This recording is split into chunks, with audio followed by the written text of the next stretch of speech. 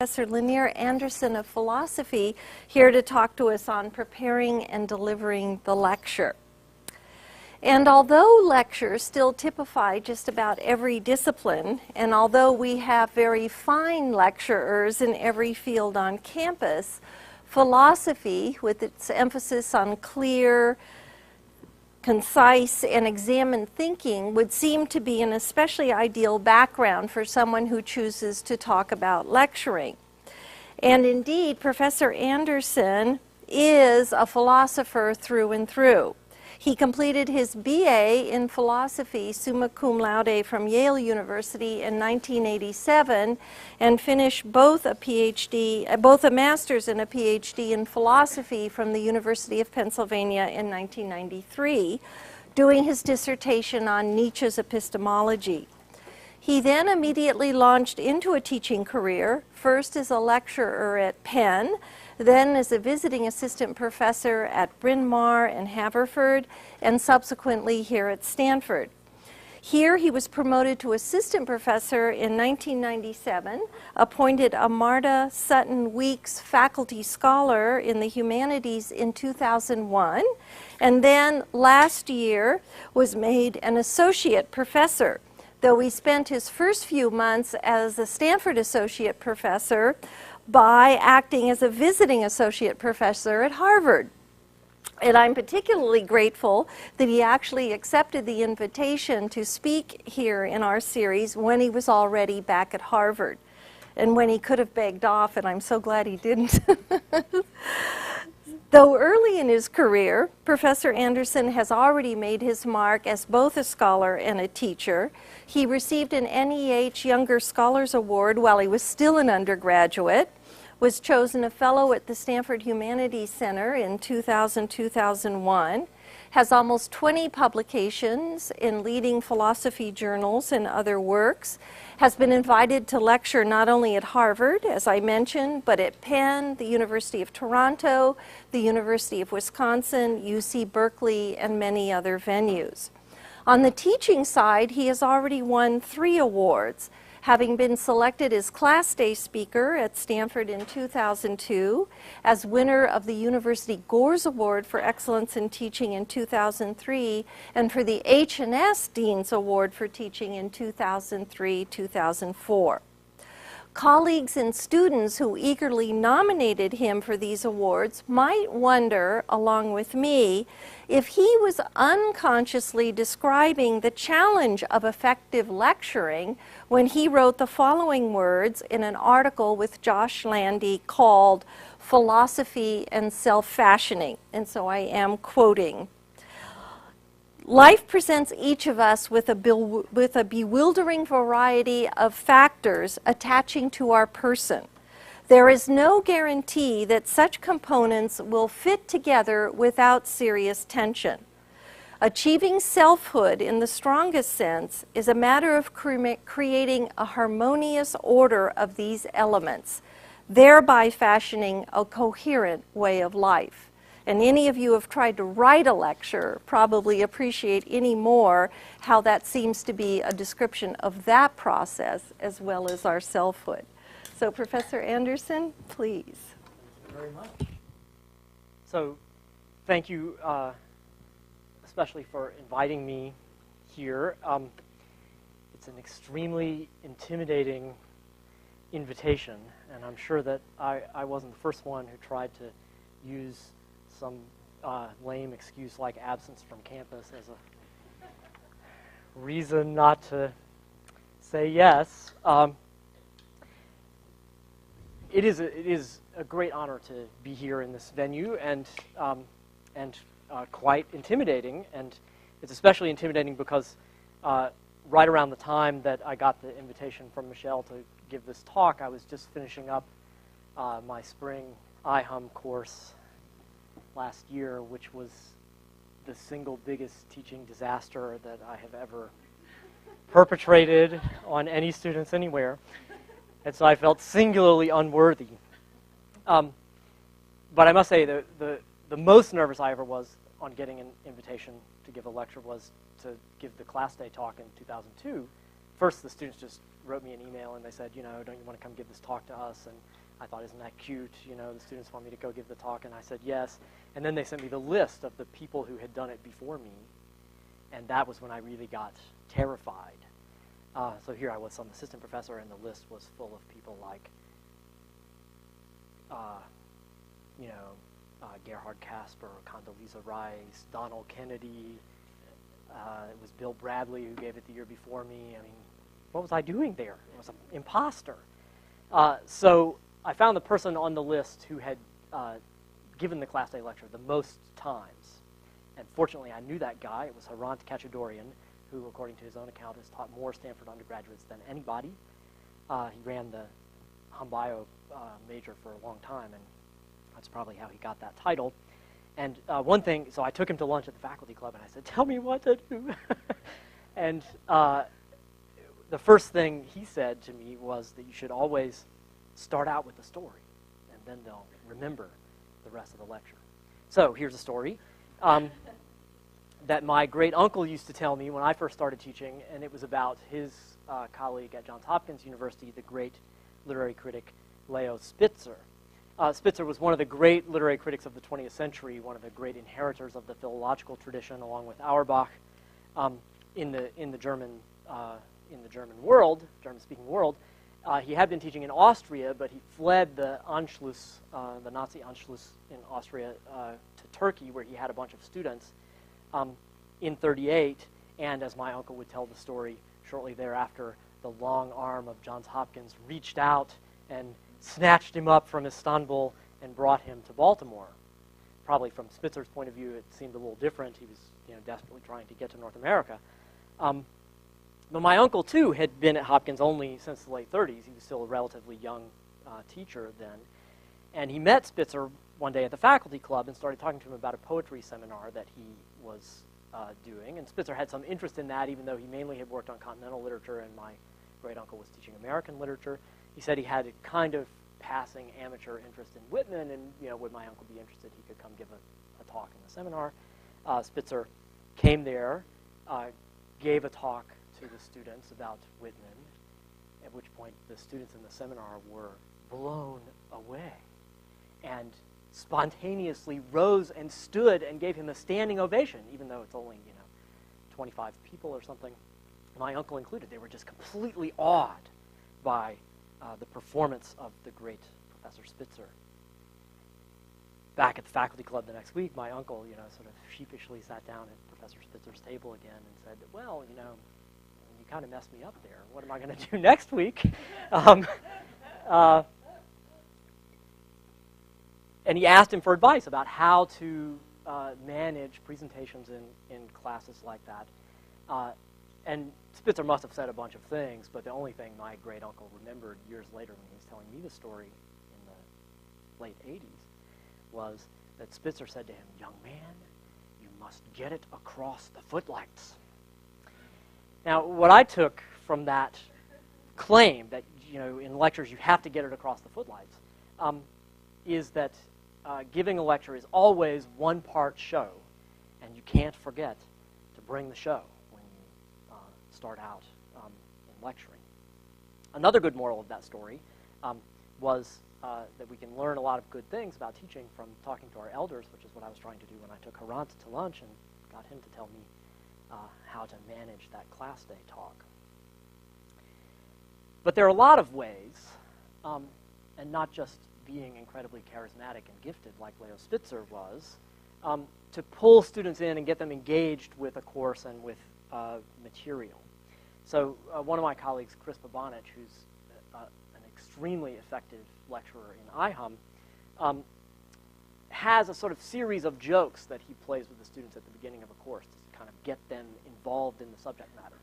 One of his big agendas is to get students to realize that although they believe themselves to be complete relativists about value, and to think that everybody's values are relative to their own particular commitments and that nobody has anything to say against anybody else for having the values that they do, he wants to get them to see that this belief about themselves is in serious tension with a lot of beliefs that they have about what in fact is good for people and bad for people. And so he plays this little joke on them. He asks the class early on, first or second lecture, whether the name Plato, which is the name of a very famous philosophical author, was a pseudonym or not. Anybody know the answer? So nobody knows the answer. It never fails with freshmen that nobody knows the answer. So he forces somebody to guess, right? They have a 50% chance of getting it right. And if they get it right, he throws candy at them. And then points out that, of course, everybody in the room sees that it's good for the person who got the candy, that they have the candy. Everybody agrees with that. Even though they think that all values are relative, blah, blah, blah, they accept immediately that it's good for the person who got the candy. Of course, somebody gets it wrong, too, so before he gives the answer, he makes somebody say one answer and somebody say the other answer. And, the person who gets it wrong, he, comes up with some incredibly violent punishment that they're supposed to receive, inspired by Kill Bill or something, and gets the students to imagine this vividly and acknowledge that they have a clear sense that this is bad for the person. Of course, he makes some joke, right? He says, well, the first thing you'll think when I do this vicious punishment is, wow, the grading in this class is going to be harder than I thought. The second thing is, oh, bad for that person. Isn't it bad for that person? Now, that technique works, it seems to me, by involving students personally in the question that you're trying to get them across, to get across to them, but without, notice, singling them out on some personal matter, right? He doesn't exploit some really personal thing that they believe. He doesn't make anybody admit to anything that's close to their heart. It's some arbitrary question, like, whether Plato is a pseudonym, something that I'm sure none of his students actually remember the answer to by the end of the course. Part of the reason I'm sure is that I can't quite be sure I remember having heard him do this 4 or 5 times. I think it's a pseudonym.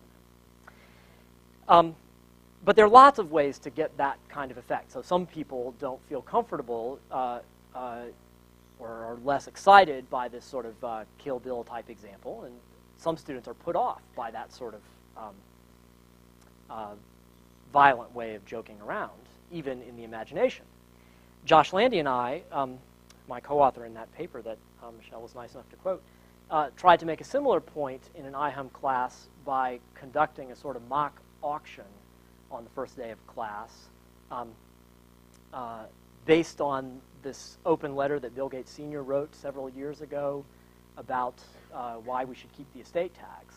And the basic argument was that Bill Gates would gladly give up a certain percentage of his income, 50% or whatever it is that's going to be taxed by the estate tax, paid on death in order to have had his life and his economic activity here instead of in some, third world kleptocracy or something where it would have been much harder for him to achieve the things that he achieved. So that was supposed to be an argument in favor of the estate tax.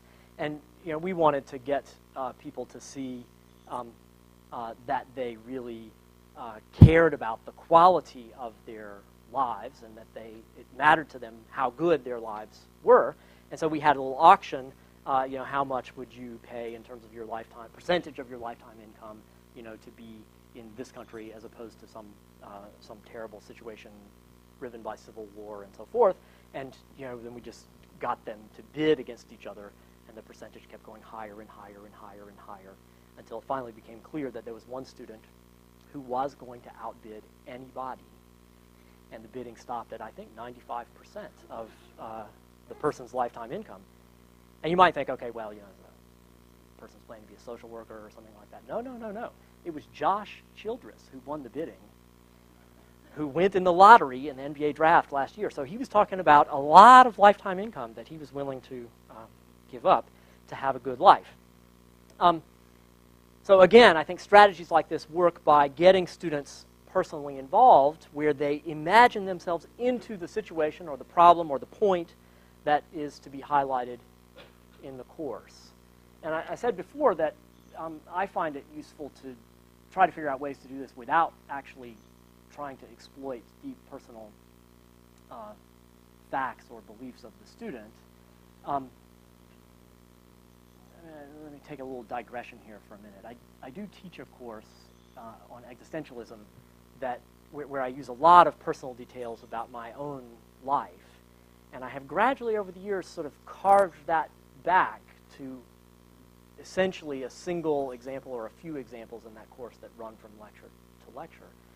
And part of that is in response to reaction from a certain small subset of students who are made deeply uncomfortable by knowing too much about their teacher. So that is something that you want to get the students personally involved, but you want to find a way to do that that doesn't cross a line that's going to make some students uncomfortable. So, end of digression. Of course, you can also get students involved in the material of the course in more straightforward ways by encouraging questions in the lecture, by using some techniques to get them to listen more actively to the lecture. And I'm going to talk a little more about techniques like that in a minute, but let me just say right here that I have found that if you don't do that kind of thing early in the quarter and get it established as something that the students can expect to encounter when they get to lecture, then you never can get people to be engaged. They'll sit there like lumps once they have the ingrained expectation that they're going to come there and you're going to talk at them for 50 minutes and they're not going to have to do anything. So it's good to get that pattern laid down early in the quarter.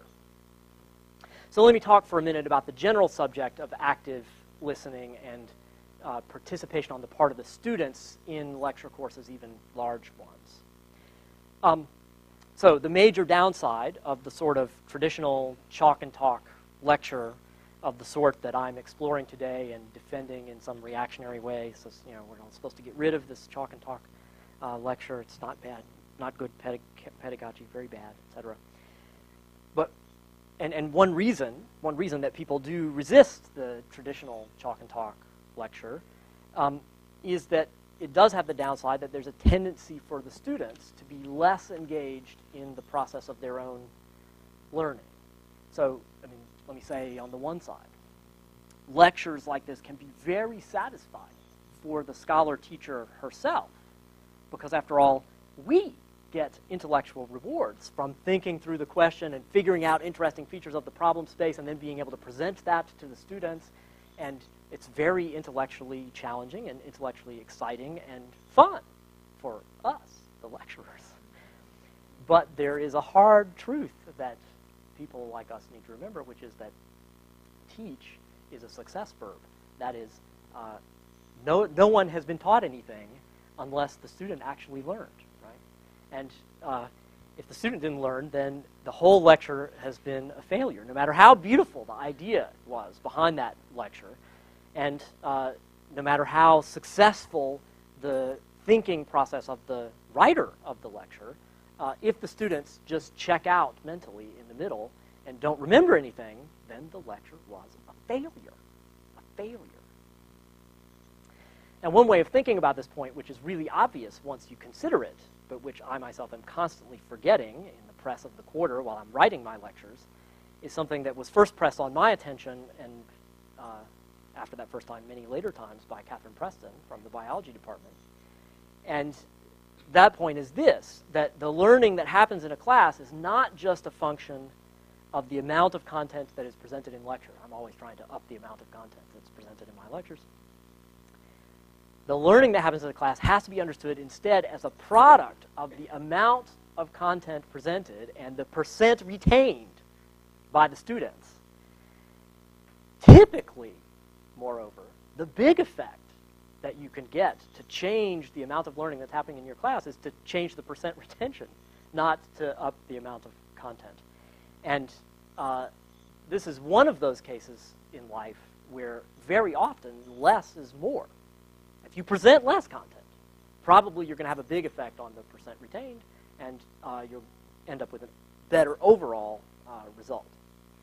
And the real take-home message from this point, I think, is that it's crucial in giving lectures to maintain on the part of the audience active listening, even in these dreaded chalk and talk contexts where it's one person standing up there talking. You have to maintain active participation of the intellect on the part of the audience. Otherwise, you're not going to have the right value in the percent retention variable, and you're not going to succeed.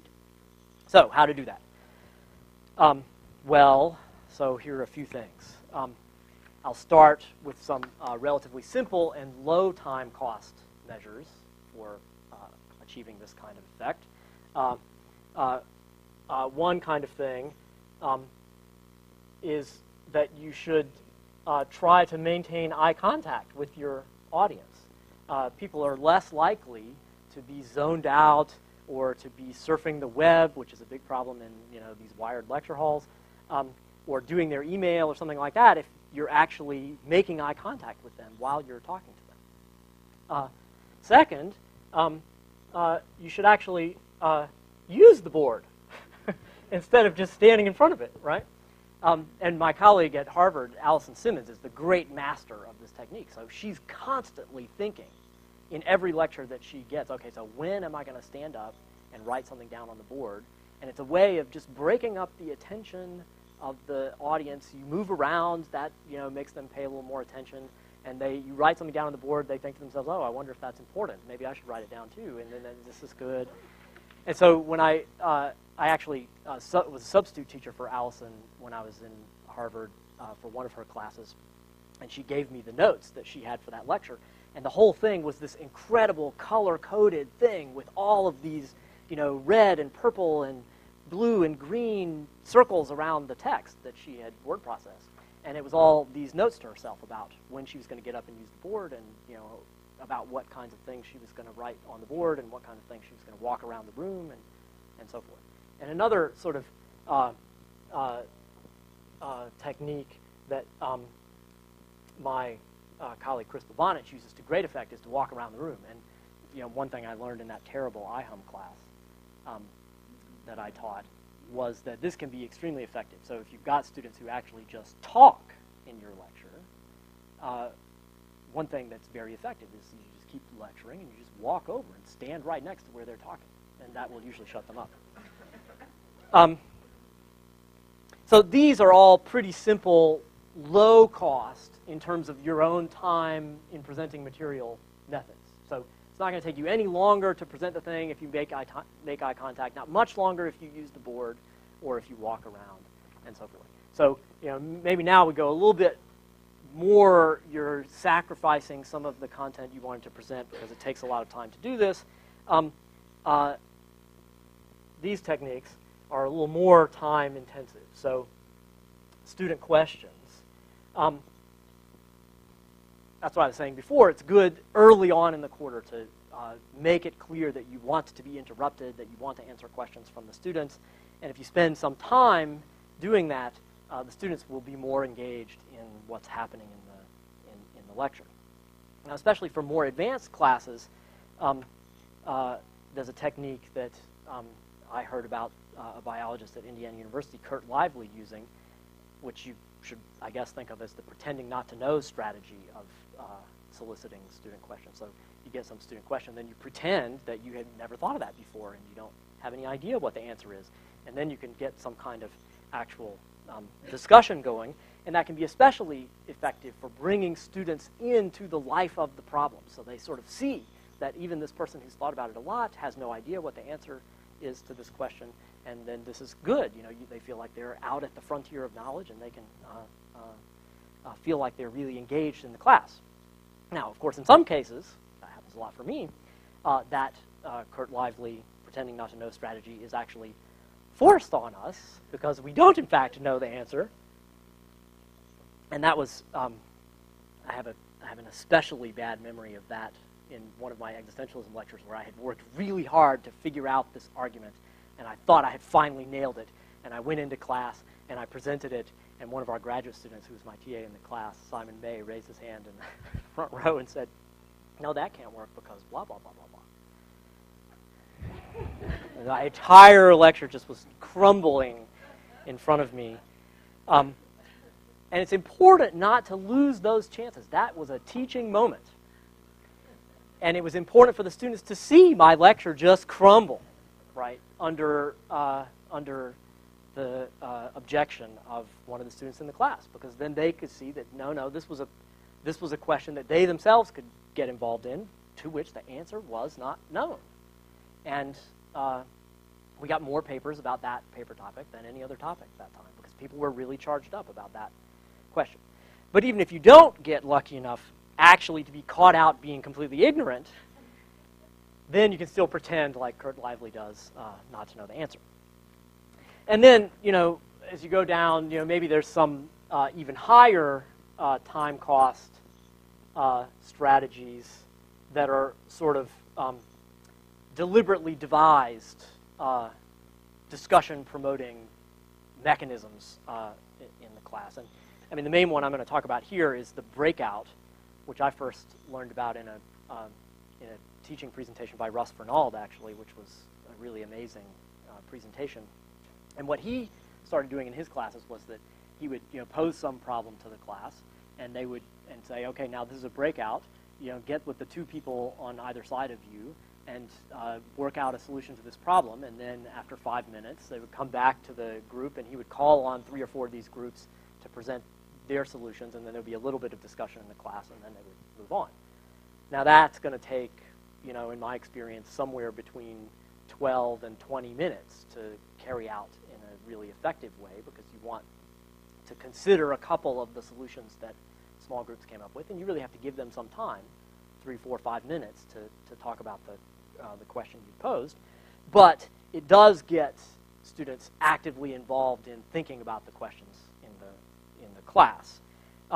And again, with this technique, I have found in my own experience that this works a lot better if you try one early in the quarter, and then you can come back to it again later.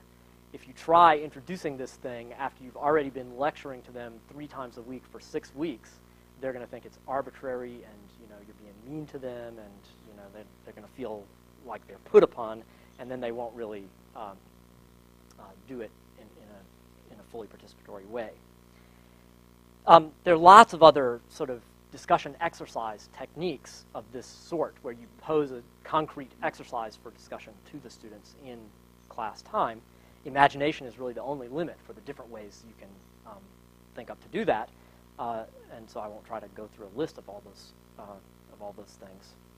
One final strategy I will mention that's not quite as time-intensive as breakouts is I've tried with mixed success, sometimes with great success, sometimes with poor success. A technique I read about on the door of one of my graduate school professors, which is to stop the lecture early, 2 minutes early maybe, 3 minutes early, and do a writing exercise where you stop the lecture and you say, okay, everybody sit down and write 2 sentences maximum about what the main idea of this lecture was. And if you tell them that you're going to do that every class meeting, it can, and that's the good way, it can affect the way they listen to the lectures, because they will actually be trying to figure out while they're listening what the main point of the lecture is. And that can be a good exercise. Sometimes, well, so here's a pitfall. One time when I was teaching IHUM, one of the TFs very strongly felt that there should be pressure on attendance in lecture, and we attached it to this exercise, and then they didn't learn anything from this exercise. They just resented it. It was like taking attendance, and they were pissed. Okay, so a couple of words about presentation proper. The main thing that I will say here is, I'll contrast 2 main choices. You can write out the whole thing in sentences and read it, or you can speak from an outline or from bullet points or from slides or something like that. Those are 2 different ways that you can go. And in my view, there's really not one answer here. Each person needs to find a strategy that's going to fit with their own style. But I used to only speak from outlines, and I was very resistant to writing things out. And then later on in my life, I started writing things out because it helped me prepare from year to year. It saved me a lot of time, and I felt like I was making new progress in my classes instead of just covering the same ground again.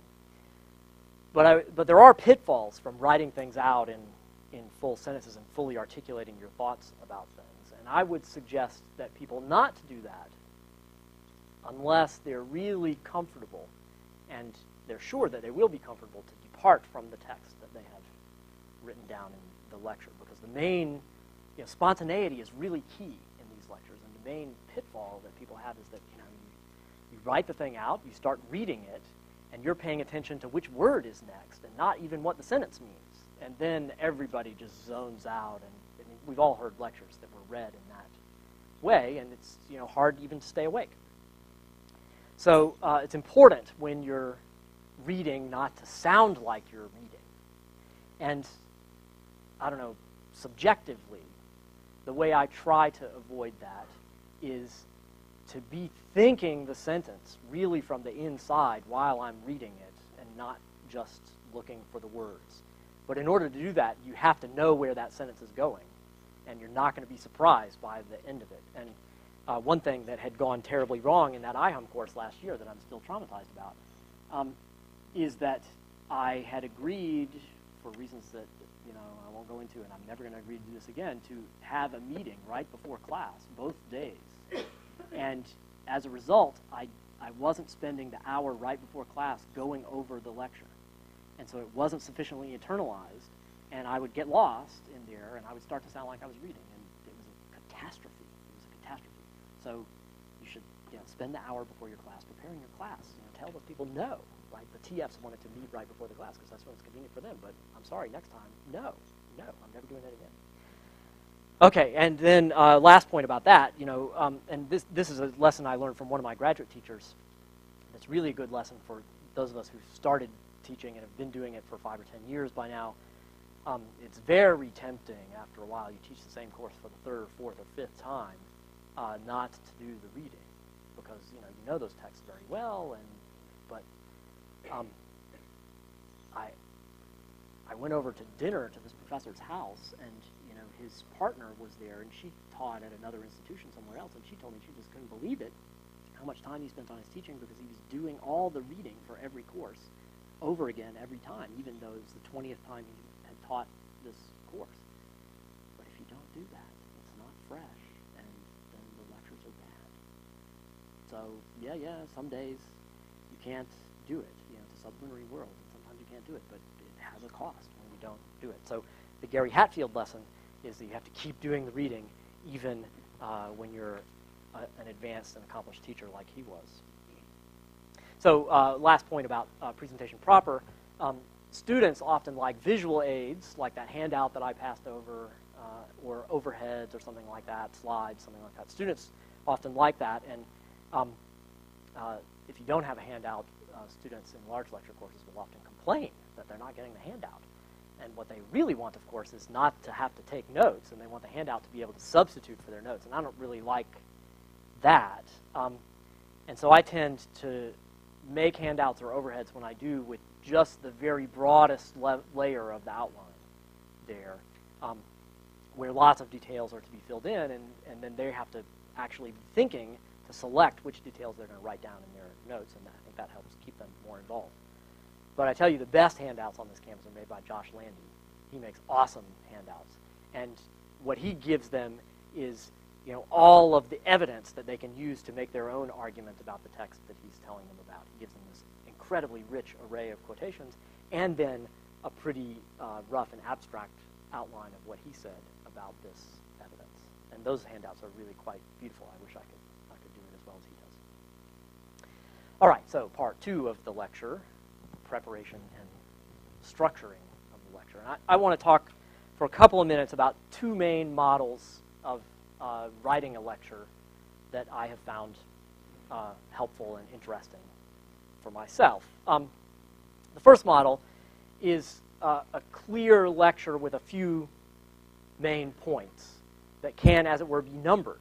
And you can put those on the handout on the outline. And then you're going through those points. And you can even say on the outline, what the logical relation is between these points. And so. Point 1, and so. Point 2, blah, blah, blah.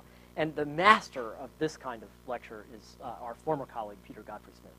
He was just amazing at it. He would come there to the biology department where he was going to give a lecture, and he would give a talk based on a paper with 9 sections, and he would put up on the board the 9 points that he was going to make, and then stand there with his hands in his pockets and go through the 9 points explaining what was important about each one and how they were related to each other. Really beautiful, very luminous way of giving a lecture.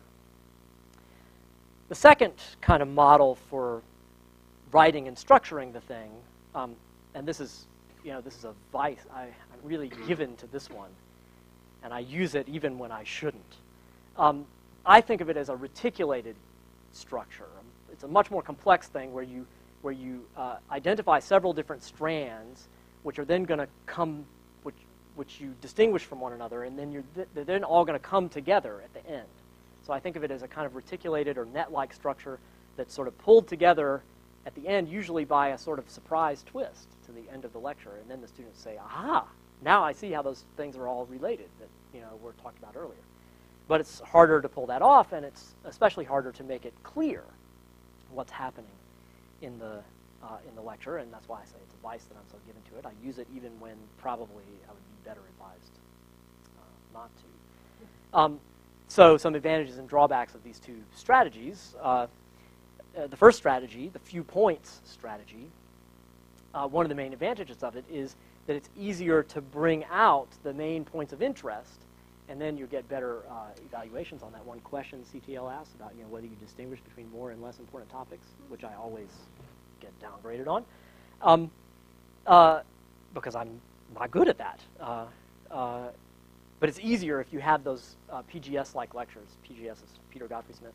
If you have the Peter Godfrey Smith type lectures, it's easier to bring out the main points, and that helps you to increase the percent student retention number, and it provides organization for the students, and it gives them something to hang the information on.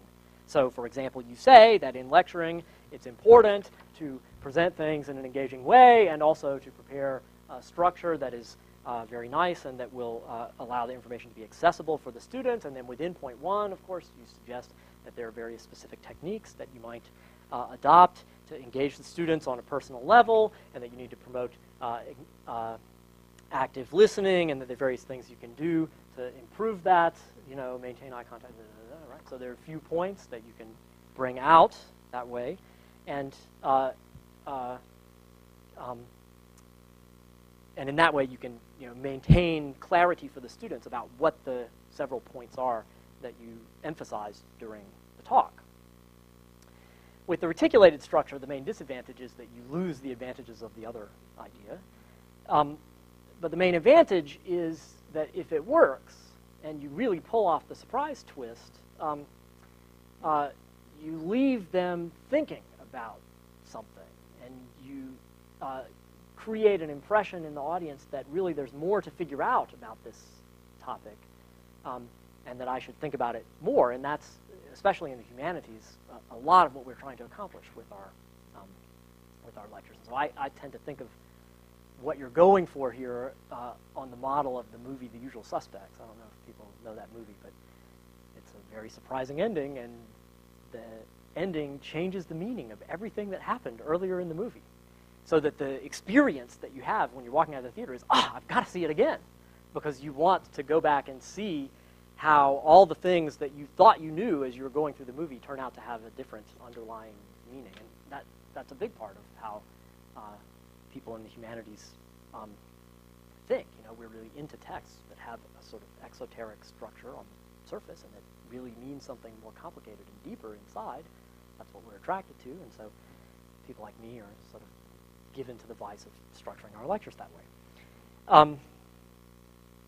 So which should you pick? Well, you should pick the one that's appropriate to the particular material you have to deliver that day. Right? And that's how you should pick. It's not always easy to tell what that is, but that's how you should choose.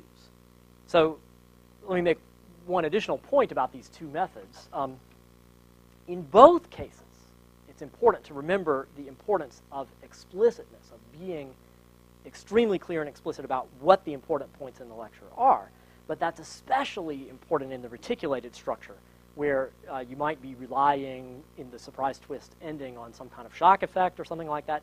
It's very important that you remember to yourself the whole time the importance of being clear and explicit about what the take-home message was supposed to be. And there are lots of ways you can do this. You can mark out the headlines of the main points you want to make. You know, you have some little gesture. So sometimes I talk about it this way, that, you know, a philosopher, when they're about to make their main point, they say, well, notice this is my main point, and this is like waving the flag. So here it goes. You know, this is my main point. Pay attention right here. So you can do that. My colleague Michael Bratman has this beautiful technique of walking in at the beginning of the class and writing the main points up on the board. And then right in front of the students the whole time. And he doesn't always refer back to that, but it's right in front of them the whole time, and they can sort of see it while you're going through. So that's another way of helping to distinguish between more and less important parts of the information you're conveying. But the most important thing is to make the logical structure of the thing explicit. And that's really challenging with the reticulated kind because, you know, you've got this thought that there are complicated and multifarious relations among the strands that you're trying to put down, and you want students to think about the relations between them in a different way after the ending. That's how the structure really works. And what's good about that is that it can help to convey the sense of discovery, because they learn that, they experience that they learned something new about these questions that you were raising already at the beginning of the lecture.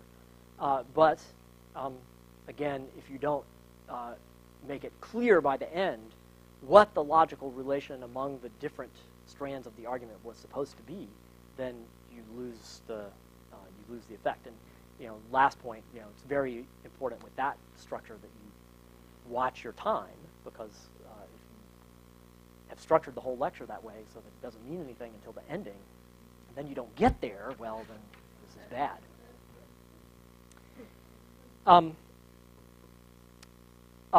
This point that even the reticulated type of lecture with the more or less surprise ending really needs to be made totally explicit in terms of its internal logical structure gives me an opportunity to share with you the most impressive thing I've read about teaching in a long time, maybe the most impressive thing ever. It's a New Yorker essay by Adam Gopnik that was in the May 10th, 2004 issue and won the National Magazine Prize, in fact, for the best essay that year in a magazine.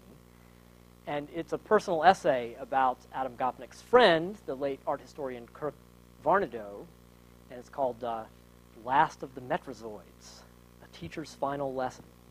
So, you know, if you didn't see that thing, run. Do not walk, run to the library and get hold of this. It's really a moving piece. And it looks at Varnedoe's teaching work during the last year of his life. It's announced in the first paragraph, so I'm not spoiling anything, that that Varnedoe is dying of cancer during the time that Gopnik is talking about. And it looks at his teaching work during the last year of his life, culminating in a series of Mellon lectures that he gave at the National Gallery of Art in spring 2003 on abstract art. And the main conceit of the piece is to view Varnedoe as a teacher against the background of his role as a coach of this pickup football team made up of 8-year-olds called the Giant Metrozoids, one member of which is Gopnik's son, Luke. Now, Varnedoe was apparently an incredibly charismatic teacher with this simply astounding knowledge and erudition and insight and ability to explain artworks. And, not without saying, shouldn't go without saying, that he seems to have been an immensely compelling personality. And it's tempting to think, in part based on cases like Varnedoe, that truly good teaching, truly great teaching, is essentially tied to personal charisma on the part of the teacher. And that view is especially tempting when the lecturer can pull some surprise ending out of the bag at the end of the hour that really makes you see things in a new way. And it's tempting to see the subject matter and the lecture itself as something mysterious and amazing when you can really pull that kind of ending off. But it's an illusion. It's an illusion. And Gopnik really brings out why that's an illusion. What made Varnedoe a truly amazing teacher was not at all that he was charismatic and had disciples, or that he made things mysterious and amazing. On the contrary, it was the fact that he was able to cut through the chaff and bring out the essence clearly and with total explicitness. That's what made him great. So I give you a little quotation from a little teaser from this article. It's on the handout. So remember, the conceit is, comparing him as a teacher and as a coach. Watching him on Metrozoid Field, you could see what made him a great teacher on bigger questions for bigger kids. Football was a set of steps. Art was a set of actions. The mysterious, the baffling things, modern art, the zone defense, weren't so mysterious or baffling if you broke them down. By the end of spring practice, the 8-year-olds were instinctively rotating out of man-to-man and into a zone, and the offense audibling out of a spread formation into the halfback option, just as the grown-ups in Washington were suddenly seeing the differences between Pollock's drips and Twombly's scrawls. It is said sometimes that the great teachers and mentors, the rabbis and the gurus, achieved their ends by inducting the disciple into a kind of secret circle of knowledge and belief, making of their charisma a kind of gift. The more I think about it, though, the more I suspect that the best teachers, and for that matter, the best coaches, all these people, do something else. They don't mystify the work and offer themselves as a model of rabbinical authority, a practice that nearly always lapses into a history of acolytes and excommunications. Think here of deconstruction. The real teachers and coaches may offer a charismatic model. Maybe they have to. But then they insist that all the magic they have to offer is a commitment to repetition and perseverance. The great oracles may enthrall, but the really great teachers demystify. They make particle physics into a series of diagrams that anybody can follow, football into a series of steps that anyone can master, and art into a series of slides that anybody can just see. A guru gives us himself and then his system. A teacher gives us his subject and then ourselves. Now that's good. That's good. This is, so that's a nice little teaser, but it really gets good at the end, this paper. And I really encourage you to go take a look. All right, so let me wind down by mentioning quickly 4 general points that can help bring that kind of explicitness into the structure of planned out, pre-written lectures. First, I think it's important over the course of a series of lectures to give students an overview with some background that will enable them to place the details that you can't talk about, that they find for themselves in the reading or in talking to the section leaders or in talking to you afterwards. You should think of the overall course and also think of each particular lecture as this layered structure with where you give them the basic outline and then they can fill in more details for themselves, partly from your lecture, but partly from their own work that they're doing outside. So it's important to keep that overview in focus. Also, it's crucial, I think, to give people examples of what you want them to do with the details. So you're not going to give them these examples with every detail, but with some details, you should put a text up on the overhead and go through it with them. So you show them how you want them to interpret and read and parse the argument and so forth. And you should make your method explicit when you're doing this. So it's not supposed to be like deconstruction. When I took a lot of classes from deconstructionist literary critics back at Yale in the day, and they would exemplify their methods for you, but they would never make them explicit. And that's what made the whole thing feel so much like a church, right? And that's why people end up being excommunicated. You should make your methods explicit. If you can't make your method explicit, then you should question whether it's honestly legitimate as a method.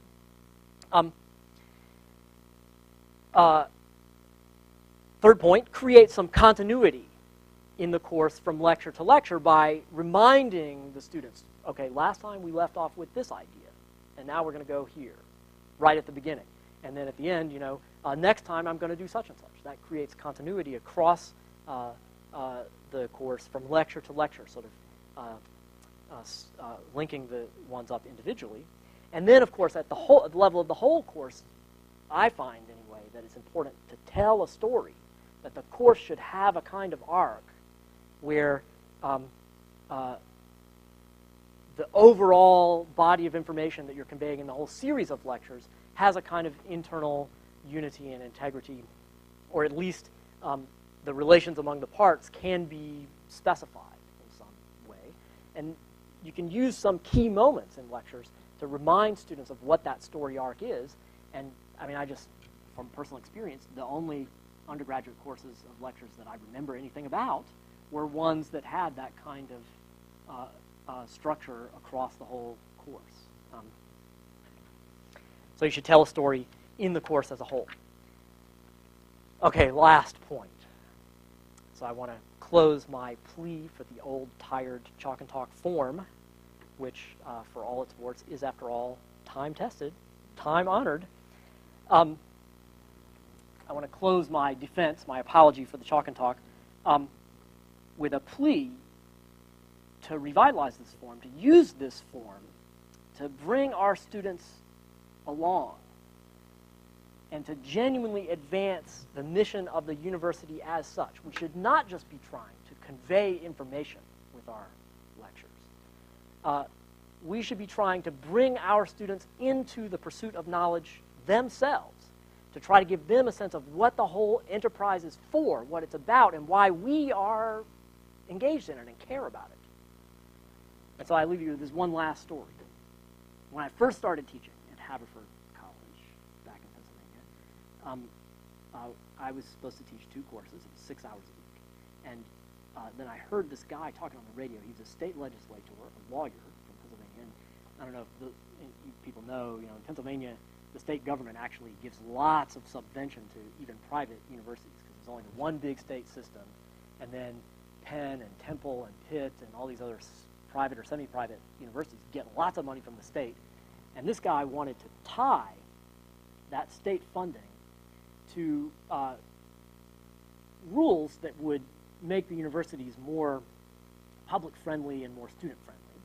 And the main one he wanted to push was that he just felt like the least these people could do was put down a rule that all the professors, even the fancy senior people, should at least teach their students in class 12 hours per week. Of course, they have all these other things to do in life, and they want to write their papers and everything, and that's good, and we want them to do that too, but the least we can expect is 12 hours a week.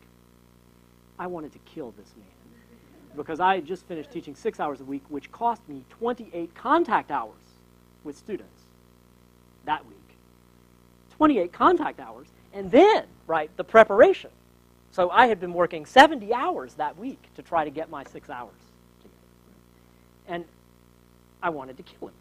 I really, I wanted to drive out to Western Pennsylvania where he lived. But then I realized, this man, ladies and gentlemen, was a lawyer. He had been in the university for 7 years, and he left with no bloody idea what we do. That's sad. And we should not let our students leave. And we have them here to brainwash them for 4 years. This is a propaganda opportunity like nobody's business.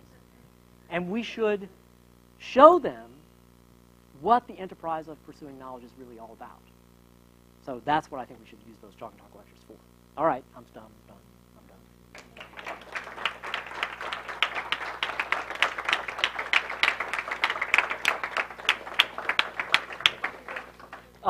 Yeah, I'll take questions.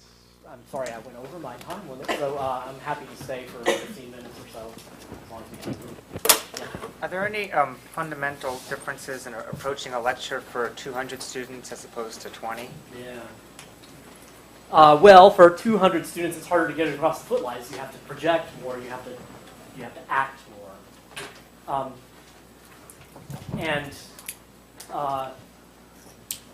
You do have to strategize more. I think you should be more deliberate, and you can't be quite as spontaneous about the way you let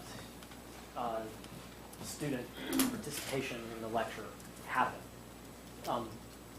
It's not that you should cut off spontaneity, but I guess the main thing I would think is, in a big lecture like that, students will think that they're invisible and that they don't have to participate. And so you have to design things that force it on them. And again, my main advice about that is you have to start early in the quarter so that they know going in that this is what's coming. And that way they don't get resentful and start springing on it. And I guess that's my main piece of advice about that. good to try to get a sense of the space that you're in also. When I first came to Stanford, I participated in the former Civ, and to get a sense of what the course was about, I went to some of the lectures of the people who were doing it before me, and there was somebody up there in Annenberg Auditorium using the board, and I was sitting in the back row, and you couldn't see anything. And I sort of knew what it was supposed to be like, and I couldn't even discern it. And all the students around me were passing notes and talking. So, it's important to make sure that you have some sense of what the space is going to be like on those sort of practical levels, too. Yeah. Would you mind giving us an example of a topic that you would choose to address through a reticulated structure, and give us a sense of why you choose that?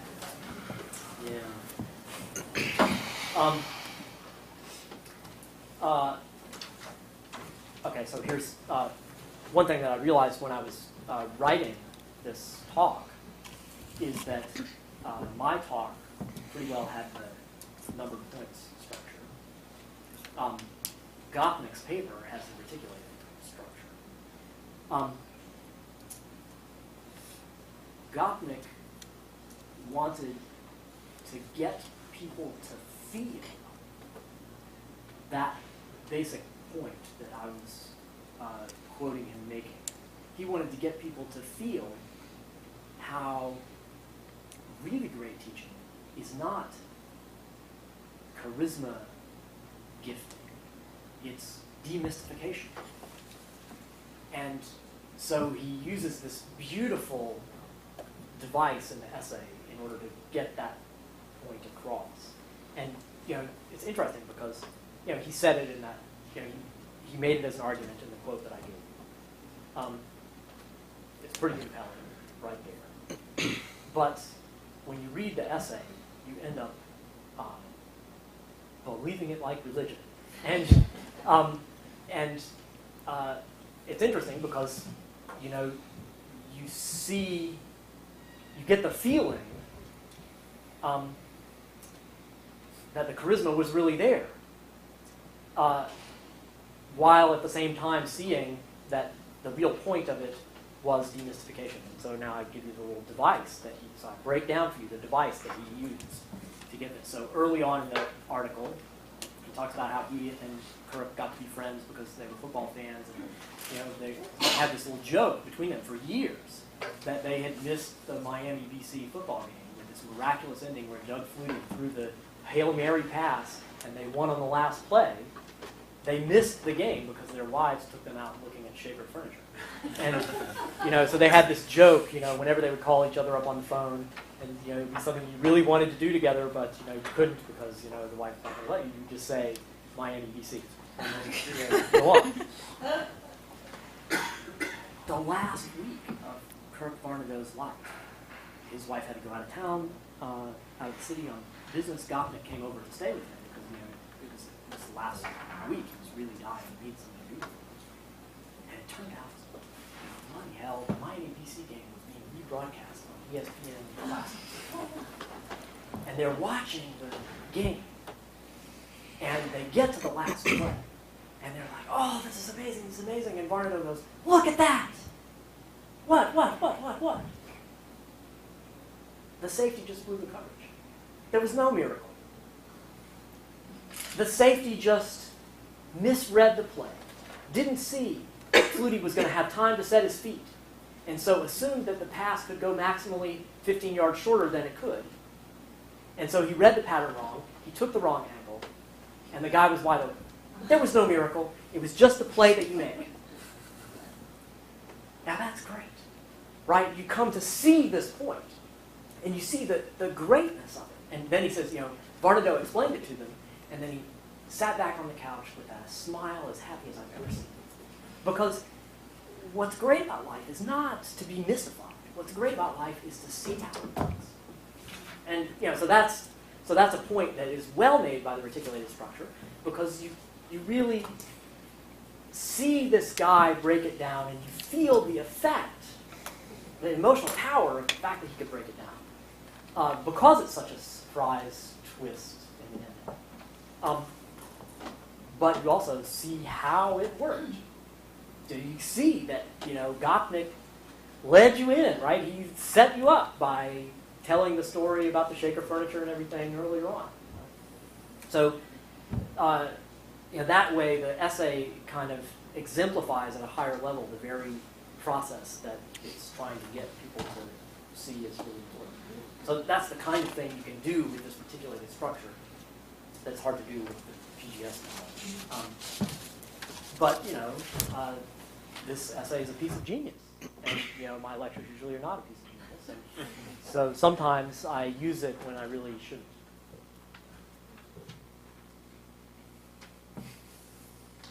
Well, we have reached the end of our time. So thank you so very much. Thank you.